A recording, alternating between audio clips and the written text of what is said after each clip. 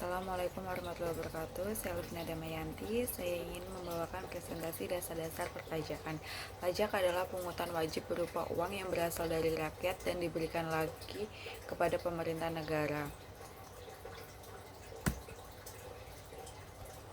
Ciri-ciri yang melekat pada pajak. Pajak dipungut berdasarkan atau dengan kekuatan undang-undangan serta aturan pelaksanaannya.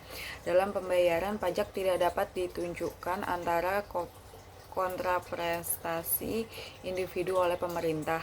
Pajak dipungut oleh negara, baik pemerintah pusat maupun pemerintah daerah. Pajak dibagi pengeluaran-pengeluaran pemerintah yang bila dalam pemasukannya masih terdapat surplus digunakan untuk membiayai pembangunan. Kedudukan hukum pajak. Hukum perdata yaitu mengatur hubungan antara suatu individu dengan individu lainnya. Hukum publik yaitu mengatur hubungan antara pemerintah dengan rakyat. Hukum publik dibagi menjadi 4 yaitu hukum tata negara, hukum tata usaha negara, hukum pajak, dan hukum pidana. Fungsi pajak.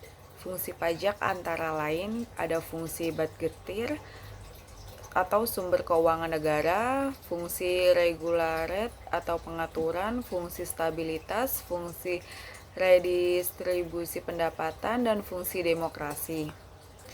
Jenis pajak dibagi menjadi 3, yaitu berdasarkan golongannya atau cara pemungutannya. Pajak dikelompokkan atas 2 golongan, yaitu pemungutan pajak secara langsung dan secara tidak langsung. Berdasarkan lembaga pemungutannya, yaitu pajak di atas pajak pusat dan pajak daerah. Berdasarkan sifatnya, pajak digolongkan berdasarkan dua kelompok, yaitu subjektif dan objektif. Terima kasih.